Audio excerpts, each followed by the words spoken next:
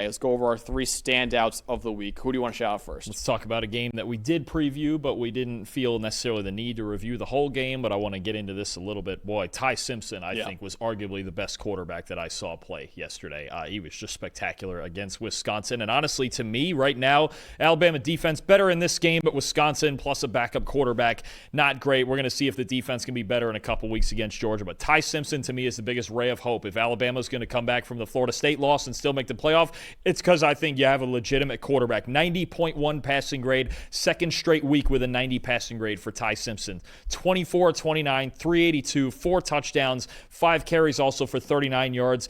He is just controlling the game right now. When he's in a clean pocket, he can see it, he can make all the throws, and I think something that sticks out to me, again, only one big-time throw in this game, but you know the area of the field he controls, and I really like this. You saw this even in his previous tape. The intermediate, 10 to 19-yard range, really good again in this game. There was some fantastic throws, even one under pressure to Ryan Williams. Was it Williams or Bernard to the outside, that deep 15-yard out? Incredible throw under pressure as well.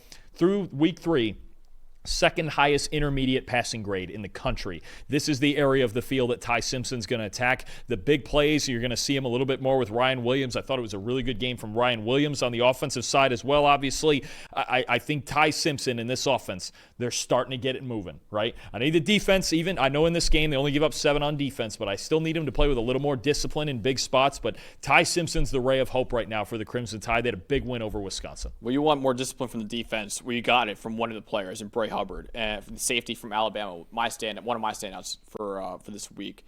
Bray Hubbard received a lot of criticism on social media a couple weeks ago because there were a lot of clips that went viral of him against Florida State, of him just jogging through plays sometimes out there.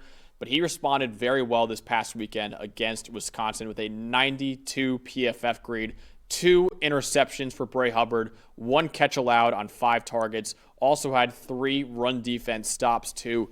He entered this season as a top 10 safety for me in college football, and these performances like this are why. And Alabama's going to need him to play like this in a couple weeks against Georgia. So really good to see Bray Hubbard, man, bounce back from all the criticism he got on social media a couple weeks ago against Florida State, having an amazing, amazing game against Wisconsin in this week. What a ball game we're going to have in a couple weeks. What a ball game. Gunnar Stockton was extremely good this week. Ty Simpson was really good this week. Bama and Georgia, as always, it's going to be a war. Who is your next standout? Let me stay in the SEC. Let me get a running back that is stealing the show right now at Missouri. Ahmad Hardy against Louisiana. 91.4 rushing grade. 21 carries. 249 yards. Darn near 12 yards a carry. 3 touchdowns. 12 missed tackles forced, Max, for the second straight week. He's got 24 missed tackles in the last 2 weeks. Leads the Power 4 right now with 462 rushing yards, second in the country behind Robert Henry at UTSA. Ahmad Hardy, you got Jamal Roberts too. You got Bo Prabula. You got an offensive line with guys like Connor Tollison and Caden Green. Caden Green left tackle at a 90 grade this week as well, after moving out there again from guard this year. Yeah, Kevin Coleman's playing great at receiver. Kevin Coleman, Marquise Johnson, Brett Norfleet. This Missouri offense is nothing to be messed with. And they can really, like they did, I mentioned this last week when we talked about them, like they had 2 years ago with Cody Schrader and the way they could run the ball, it may be even better right now with Hardy, with Roberts, and with Prabula at quarterback as the option threat. This Missouri offense is a serious problem for anyone they're playing, and I'm telling you right now, we're previewing the game. I know we're going to tease all of them. Boy, oh boy, South Carolina's got a task next week going into Missouri with this offense and the way Ahmad Hardy especially is running the football. Is he your current Doak Walker Award favorite right now? He might be for me. I think so. I need to, let's Jonah Coleman's going off, too. Jonah Coleman's going crazy, too. That's true. I mean, he's those two guys. Hardy's unreal. Right? Hardy, and transferring in from Louisiana Monroe this year, he's been off the charts. And he was a true freshman last year, right?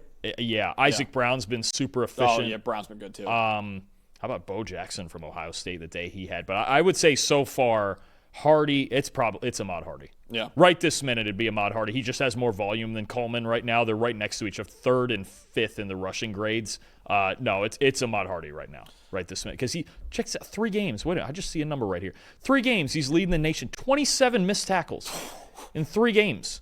27 on 57 carries. You're getting close to 50% range right in there. I mean, no, it's... What was Ginty's final number last year? Because he shattered the record for most of the season. I don't know, 200. But the previous record was barely over 100 by Bijan Robinson. 108 maybe it was with Bijan? Yeah. Ginty had like 150 something. Yeah, that'll never... So that'll never get touched. But Hardy could beat the 27 missed tackles in 3 games. He's leading the country. That's on pace to beat Bijan's number. Though. That's silly. Yeah. Listen... You want to find a way to beat Missouri right now, you better stop the run. Yeah. Because they can run the hell out of the football. Bo Peep is the highest graded passer in the country, isn't he right now? He's top 5, I think. I don't know if he's number 1, but he's up there. You better just hope Missouri's offense doesn't show up to the game then. That's how you want to beat them. We get a Missouri-Penn State playoff game? That's the dream right there. That would be unreal. I need Missouri-Penn State, and I need Miami-Georgia. Oh, Bo against Penn State. Man. Oh, boy. Pabrilla is 4th in passing grade now. I had a Missouri fan. We'll get to the next stand. I know Eli wants to kill me right now. But I had a Missouri fan ask me, do I regret letting Bo go for Drew Aller? Of course, I didn't do it personally, but as a Penn State fan. And I'll go, not right now, but ask me in like 3 weeks, and then we'll talk again. Because Get to the Oregon game? It looks like Penn State might have – I know Will Levis isn't a great NFL quarterback right now, but they let Will Levis walk for Sean Clifford instead. I like Drew Aller a lot. It's been a little shaky so far, and Bo Peep looks pretty unreal. But I still am happy with Drew Aller for now, but later on, it could be a problem. You're hurting. Later on, could be a problem. I want to shout out Ismail Mahdi, though, the running back from Arizona. This is a guy who did not really break a lot of tackles in the win over Kansas State, and I don't think he actually broke any tackles. But he had 189 rushing yards against the Wildcats with 155 rushing yards before contact. He averaged 7 yards before contact per attempt. So I want to shout out him and the Arizona offensive line for just kicking ass in the ground game against what usually, and I emphasize usually, is a really good run defense for Kansas State.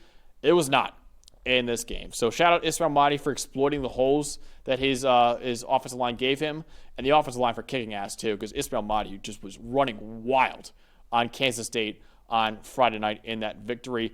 Arizona kind of lacked a balanced offense last year. Not really a lot of run game to speak of because, of course, Bill Krosky-Merritt, who's now, of course, shining with the Commanders, couldn't play at all last year. They really did miss him. Now they have a really good running back in Ismail Mahdi, and now Arizona is 3-0.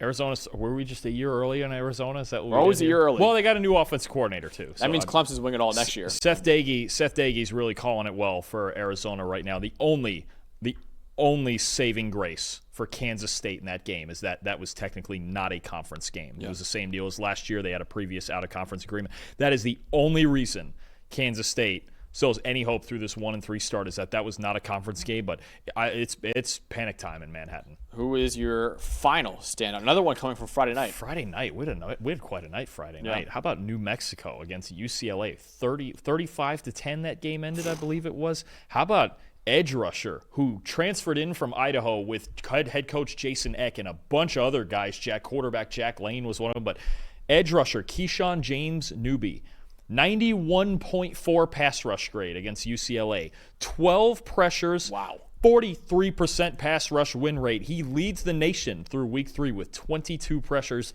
12 in this game. Just emblematic of New Mexico physically dominating UCLA. And UCLA, that's kind of been a theme through 3 weeks. We saw it with Utah. We kind of expected that. Saw it with UNLV. Not great. Now you see it with New Mexico and again a team with a new head coach and a whole lot of transfers, especially this is one of many up from Idaho, and he was really good I think at least an 85 pass rush grade each of the last 2 years. First of all, New Mexico got ripped apart. They lost Bronco Mendenhall. They lost Jason Beck, who's now with Devin Dampier at Utah. They lost the quarterback. They lost Eli Sanders went to USC. They lost everything. And yet New Mexico is still pretty solid now. They went from Jason Beck to Jason Eck, which is only college football, of course. That's hilarious. But, I mean, this defense, Keyshawn James Newby and this defense holding UCLA, Nico Iamaleava to 10 points and getting a physically dominating win. Props to him. Props to Eck in that program, the Lobos, and UCLA. Boy. They're on 0-12 watch. Yeah. Because they are 0-3 now after non-conference slate, and you're going into Big Ten play now. You got Northwestern is the next in 2 weeks, I believe. And then maybe they can win that, maybe Maryland.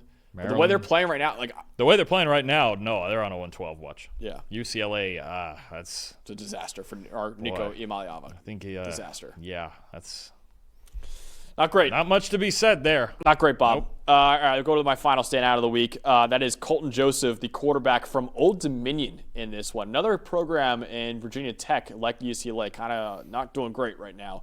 But Colton Joseph upsetting the Hokies.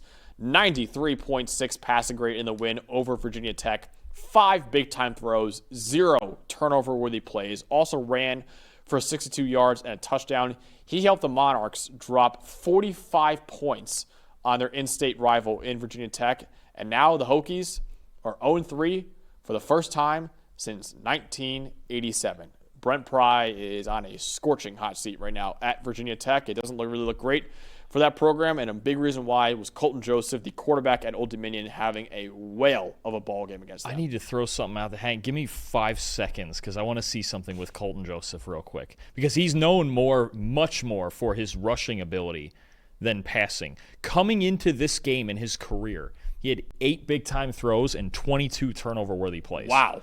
Yeah, no, he's known as a runner. His best ability is as a runner. He actually had 2 long touchdown runs a couple weeks ago against Indiana, but he also threw 3 interceptions. Last year, this guy had a 54.6 passing grade. If he's going to get it together as a passer, now Old Dominion's got a dangerous offense because he's always been a good runner. He's a really good athlete, but 5 big-time throws. He only had 8 in his career coming into it. Impressive game from Old Dominion, getting a big in-state win. How about that from them, right? Isn't Old Dominion? They're in Virginia. I mean, in Virginia Tech, boy, 2 straight blowout losses at home to Vandy and to Old Dominion now, and obviously the loss to South Carolina to start. That's tough. That's tough times right now in Blacksburg up there. Yeah.